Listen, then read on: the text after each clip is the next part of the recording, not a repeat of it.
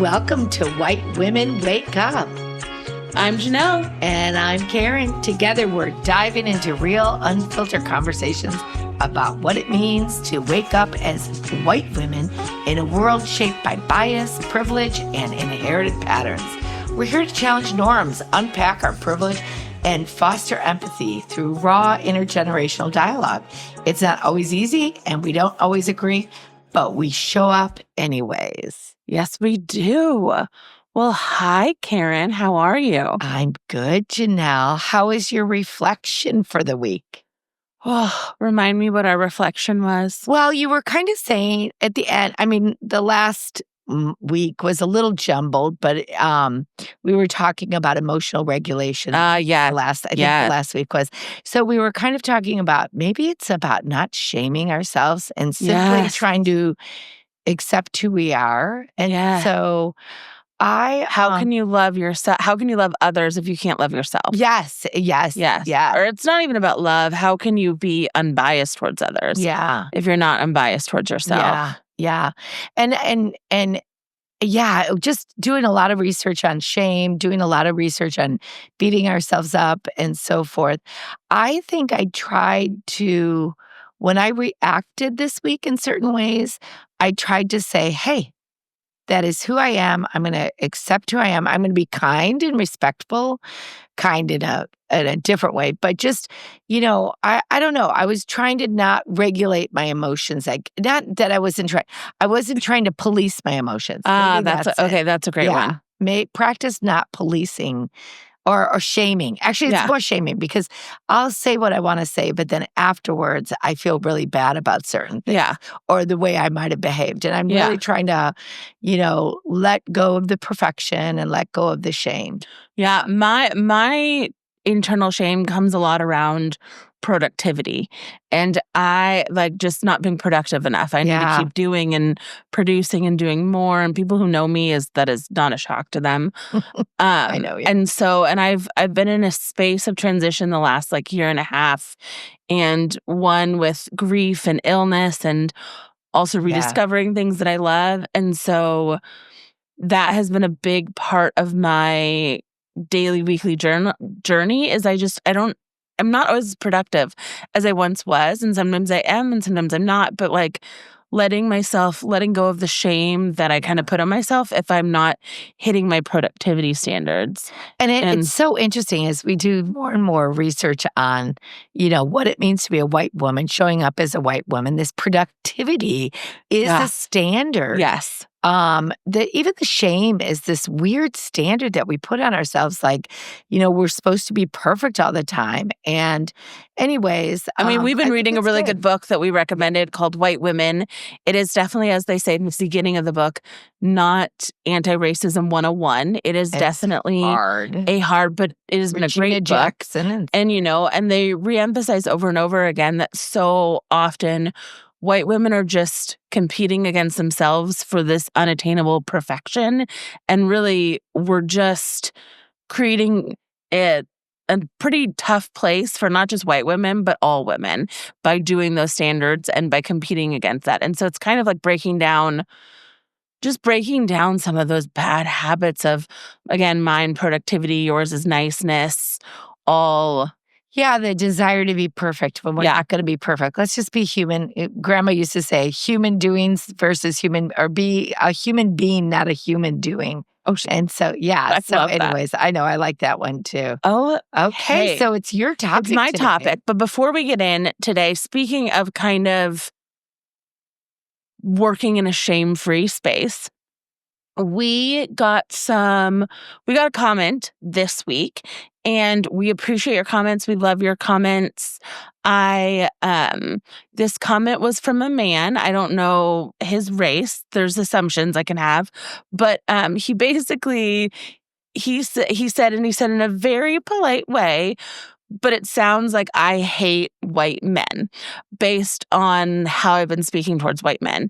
And, and I appreciate his call out, but we want to be clear to everyone on who's listening to us that when we use terms like white men, white women, white supremacy, I'm not calling out individuals. I'm naming the systems of whiteness, the systems of patriarchy, and I'm not denying anyone's worth or love. And like, we understand those feelings are a little bit uncomfortable.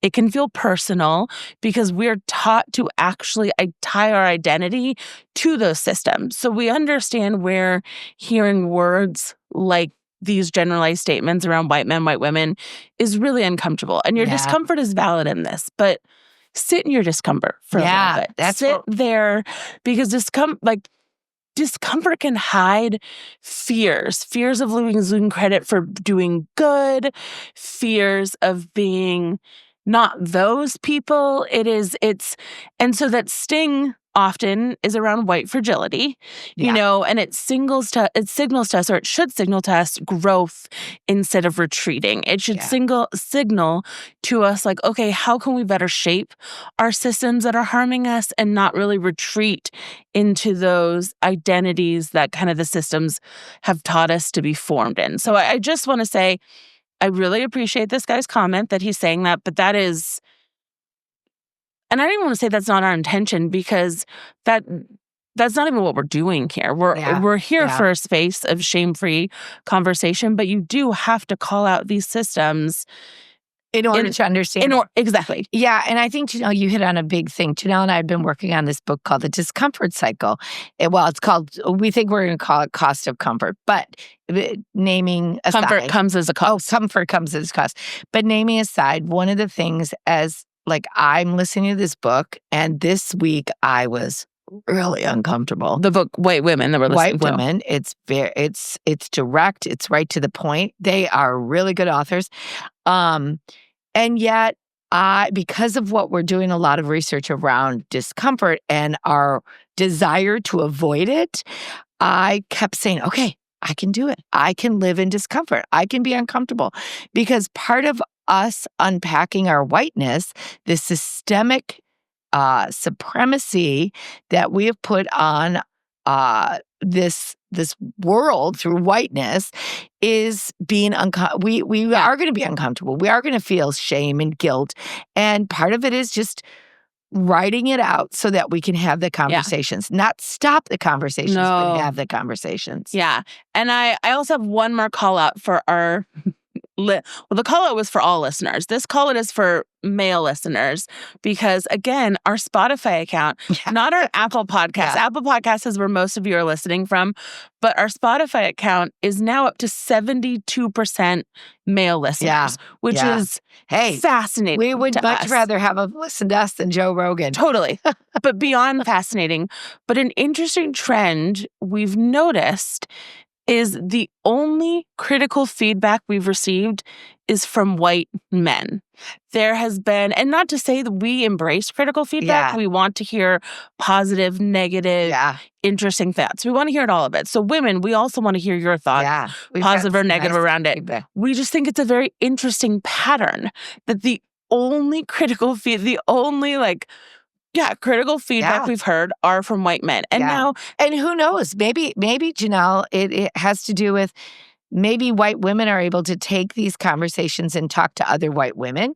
Maybe white men aren't having a place to have a conversation. I never even thought about it that way. We want these conversations because we're never going to understand what whiteness has done in our society without having these conversations. But I'm just pointing that out, not as a place to shame, but as a examination of, I think it's just an interesting thing that's happening. But I also want to call out, we've also had some really great compliments from white men. So I'm not saying stop the communication, because I love all the communication. It's just been an interesting antidote. I would also think that what we're talking about would be difficult and is going to lend itself to some difficult conversations. Totally. So anyways, okay, your topic. Okay, so topic. So, but thank you for listening to that. Yeah. Thank you for commenting. Oh, the other thing is, Jonelle forgot to say, we've had 1,000 downloads.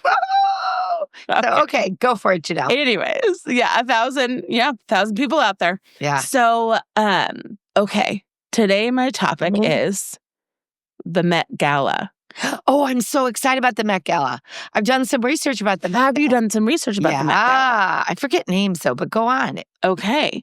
So Now, we're doing this recording before the Met Gala. Yes, I was just about to say, we're doing it. This will not go live probably for a week or two. So by the time you hear this recording, you're going to have already seen the Met Gala. We're going to see kind of what unfolds there. Yeah. So the Met Gala is actually happening tomorrow. Yep. And so for context, for those of you who are not in the fashion industry or may not know what the Met Gala is, the Met Gala, or also called the first Monday in May, is this big event that Vogue and the Met put on in order to support funding for the Costume Institute and the Costume Museum there. And so every year there's a huge theme, and, celebrities and famous people and wealthy people and very elite people all go and really dress to this theme. And it's just a big fashion extravaganza. The reason I bring it up today is the theme is dandyism. Well, the theme is not actually dandyism. This is so funny because I just saw a good report on this, and I'm so excited to talk about it. Excited. Okay, go on. Okay. So the theme is actually Superfine Tailoring Black Style, or Tailored for You, which references dandyism. Yeah. And now, do you know what dandyism? Well, because I just saw this interview. It's from the Brits, right? I believe the history is from Britain. And dandyism is typically males who really cared about fashion. They wouldn't call themselves dandy, yet others called them dandy. And so then it did get appropriated to I don't know if it was appropriate, but it also is in the Black culture, male Black culture as well. And so, go on. You maybe no. This is actually fascinating because, and I'm loving. And then it has more. Actually, it is really important in the Black culture because it allowed Blacks to liberate towards freedom. Yeah. If they took on this kind of high style fashion. So go on. So that's my 2 cents. Well, but the reason that I love that you're explaining like this is I think this is honestly the majority of information that most people are getting around this topic. And so that's why I find it even fascinating from you, who is a very deep researcher, that this is the depth that you also got. Dandyism actually originated in slavery. Oh.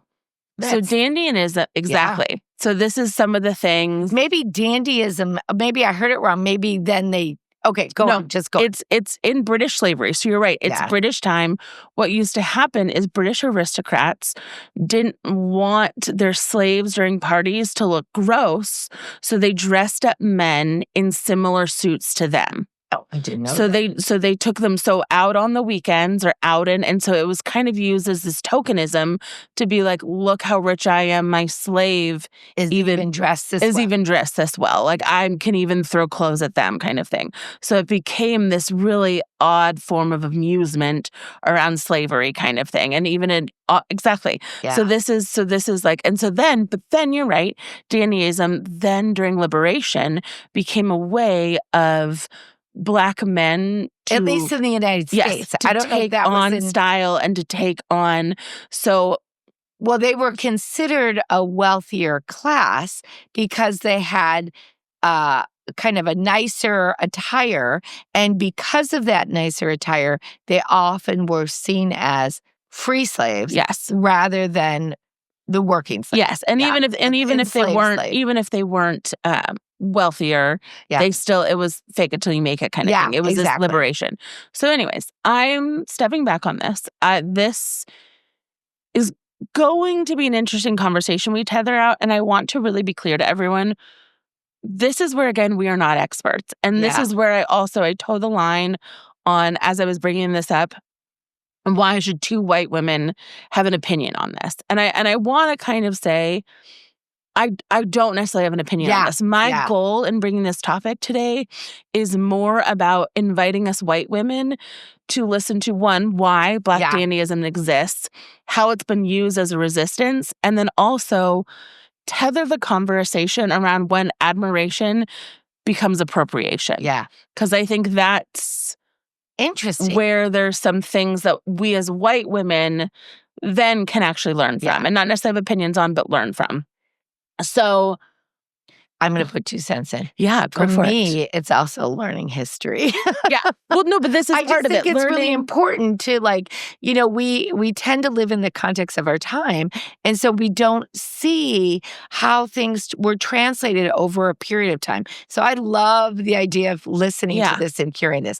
Okay, go for it. No, since you've already kind of done something, I want to hear your initial takes, and obviously your excitement around the Met Gala, the reason you're saying this, and forgive me, I don't know names. This is terrible. I have some names. They're putting on an exhibit. Yes. And the exhibit is called Dandy or Dandyism.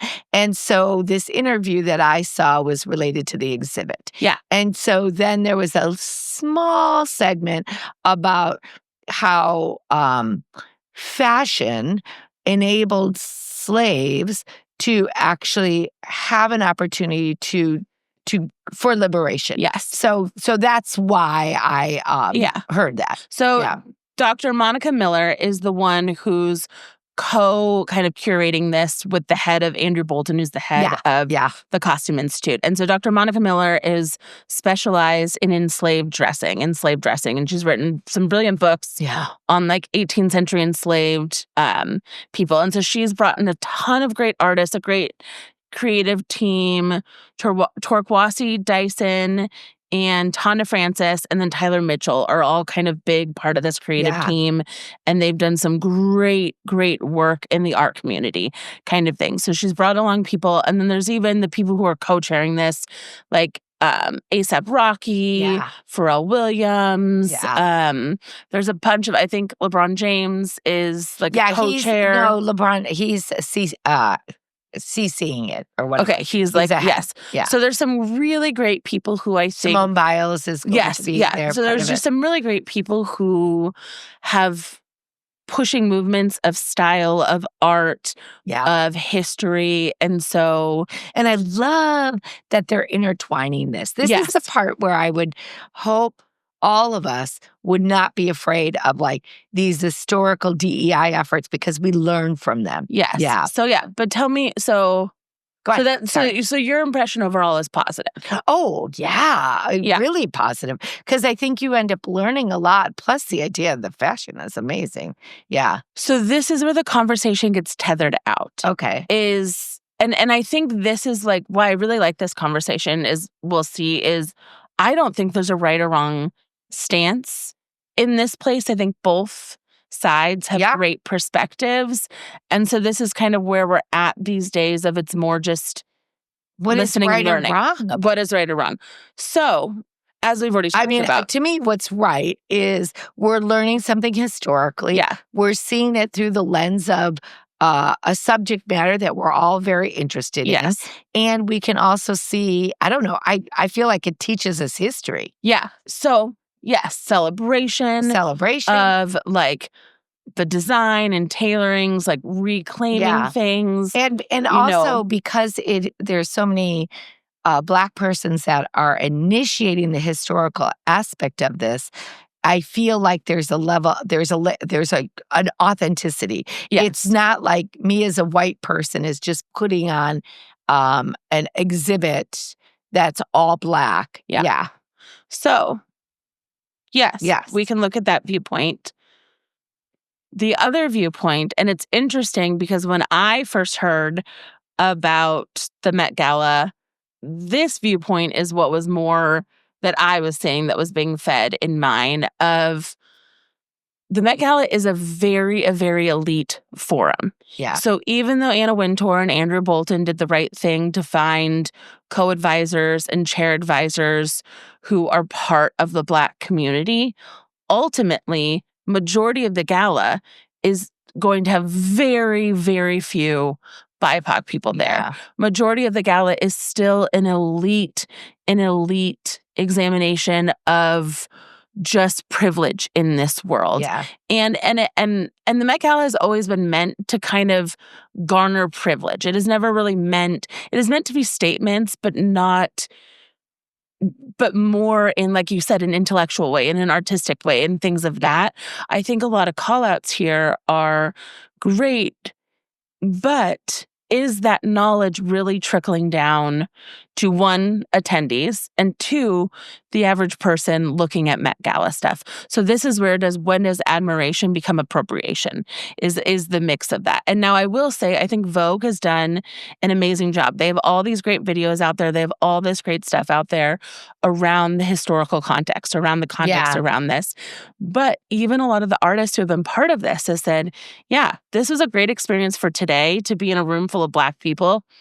This doesn't really ever happen often. Will this happen again? Oh, I see. Will this happen? So when you say appropriations, are you feeling like it's performative again? Well, see, the thing is, and this is where I'm tethering out the conversation, because I don't have a side on this. I think both. I think Vogue is truly doing, in their knowledge base, is doing the best possible way they can. Yeah. Like, they've been informative. They're doing videos. They're encouraging people. Yeah. They're using the right sources. They're using the right sources. I think they're building a beautiful exhibit, which I'm so excited to be celebrated about. Like, it's not about the exhibit. I think, again, that's amazing. I love that they're celebrating that.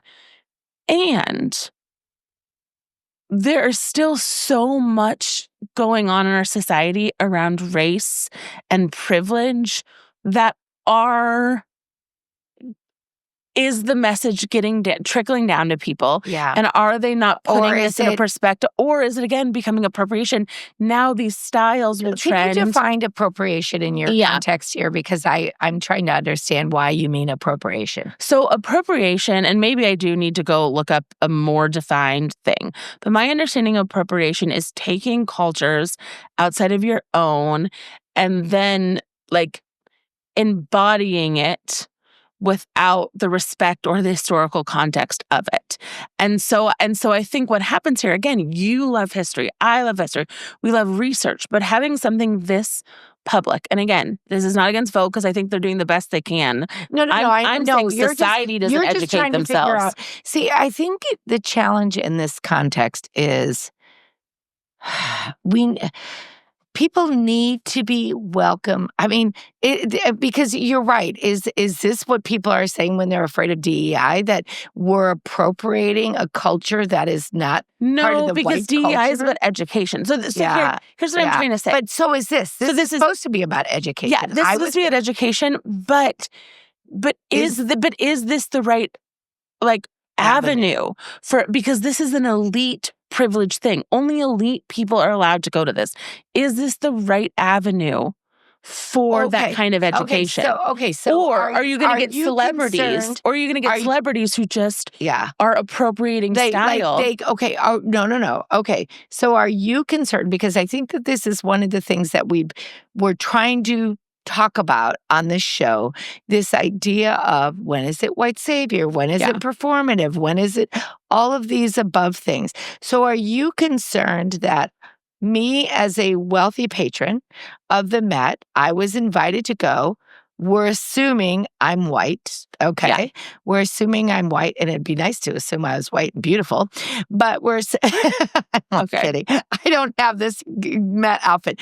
But what you're saying is, then I can go home at night and say, I went to this gala, and I'm doing this stuff. I'm not worried about the celebrities. Yeah. The celebrities are going to do whatever they want. I'm not talking about the celebrity. I'm talking about the wealthy white person. I'm talking about the average white person. I'm talking about the average white person isn't going to be there. No, you're not listening to me. Yeah. Sorry, everyone, we're getting... Well, this is part of it. But you know what? This is part of the conversation, because... That's not fair. You are listening to me. You're not understanding me. I'm not understanding. That was not a fair comment. Let's back this up, because one of the reasons we're doing this podcast, for those of you who are listening all the way into the show, and it may feel a little ambiguous to you, is... these are very nuanced conversations. Yes. And nuance takes time. Yes. You can't go to the dinner table and expect these conversations to happen in 3 minutes. And if you do... and happen casually. And that may be why you're feeling divided with the people in your lives. Yeah. Because... it takes time to unpack this. So I'm hearing this as, oh my gosh, this is amazing. Yes. There's a historical context to it. And my gosh, teach as many white people about this history as possible. And then let's celebrate the fashion, but you're saying... So where I'm trying to say this is, again, it goes back to like kind of this like elitist liberal view. Yes, you are an intelligent person. Yeah. And so you are excited about the historical context of all the information you're being received about this event. Yeah. I think majority of people who consume the Met Gala and how that stuff is consumed is not from a place of education. Wait, can I finish? Not from a place of education, but truly a place of entertainment and quantity kind of thing. Quantity of fashion, quantity of this. I know you look like you're dying to say something. Just let me finish. Go on. And I don't think there's anything wrong with that, but because we are doing something that needs more education around it. And again, they're doing the best they can, but people aren't absorbing that education. Then ultimately what happens, you start building out trends that are appropriation. This is what I'm trying to explain. People start to appropriate these things without understanding the historical you're seeing context. It definitely from the sourcing side of fashion. I'm seeing it from the much larger like societal lens. That's what I'm saying. Well, first of all, I was going to say, are you policing that us as white women can't spend time learning about this information? No, I'm saying the opposite. Yet, I see what you're saying. You're afraid that people won't. I'm not afraid. Majority of people will not. Okay. I know the fashion industry. It's not even our audience. Our audience is great. We love you. They're already here. Our audience is already here listeing, researching. Yeah.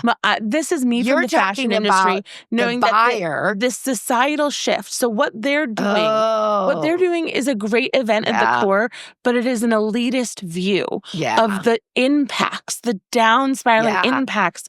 And so then I think what's frustrating is not thinking through those impacts of how they can then... So how they can think through, here's how you do it. Because in the histories classes that I taught on the Bauhaus and things like that, many of the European white men would go to Morocco. They would take the patterns from the Berber women or other indigenous places, Mexico in the same way, and they would never credit the sources. Yeah. So you're concerned that these ideas, these things will be appropriated.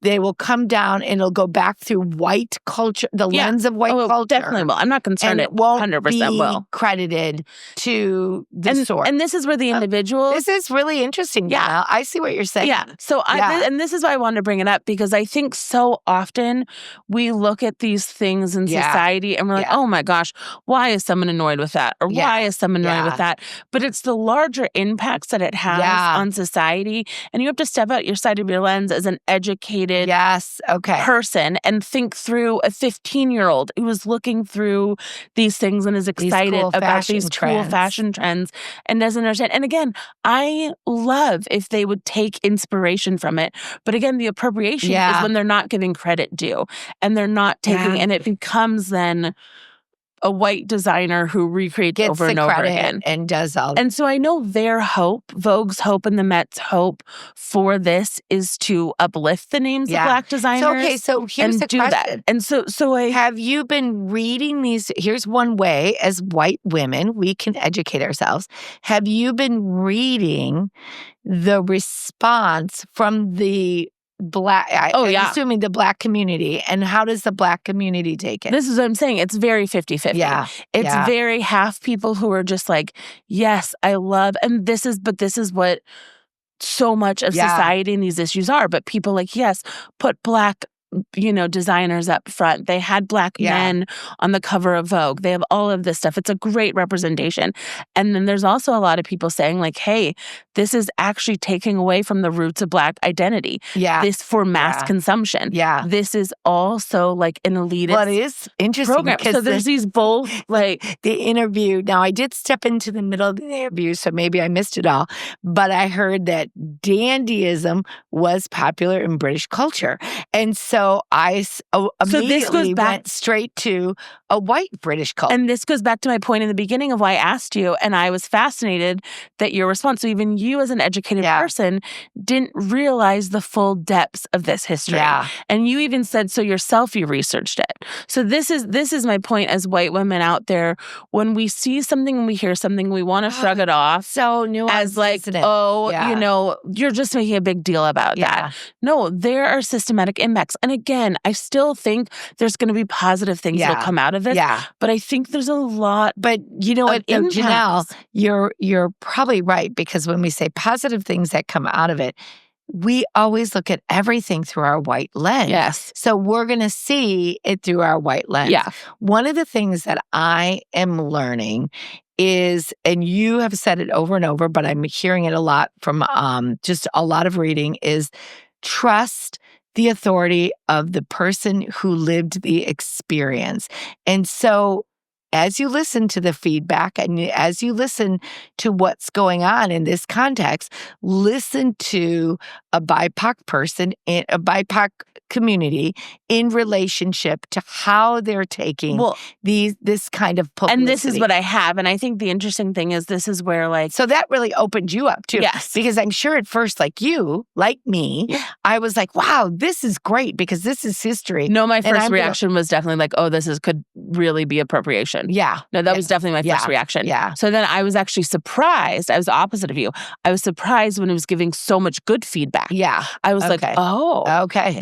Because my first reaction was definitely like, this is going to go very interesting because a lot of these celebrities, and so it was interesting to then hear, okay, great, you're right. I was being a little negative. Yeah. There are a lot of positive consequences.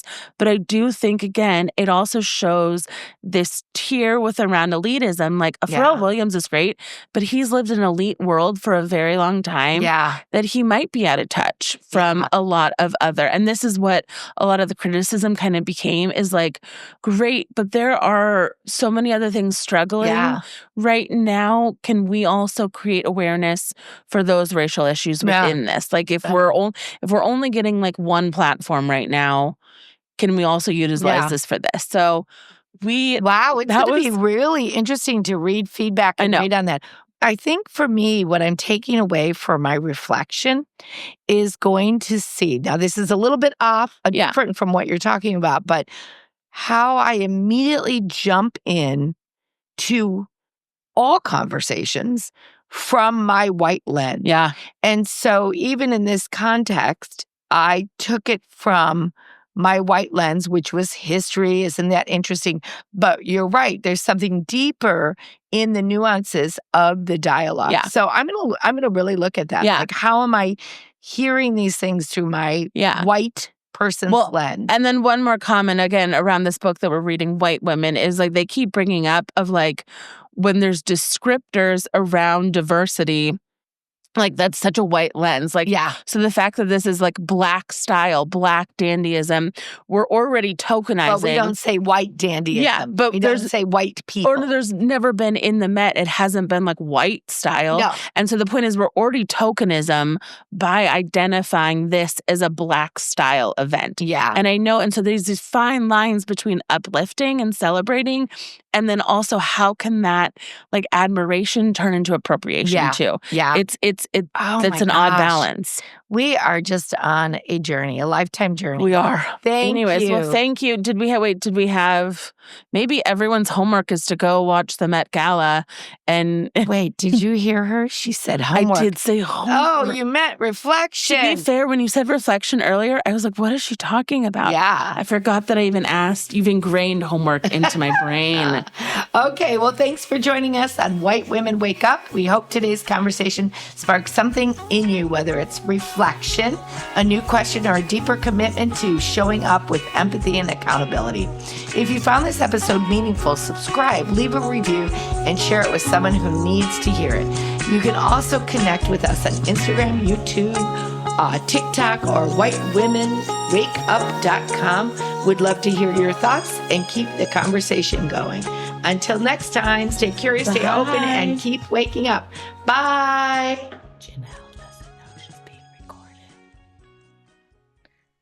I can hear you. I thought it would Also, I feel like that's illegal. Oh, sorry, but I don't think you can record someone without their consent. Yeah, I don't think you can. Well, sorry. You're my child. I can do it. Oh, that's tough. Still a little shady.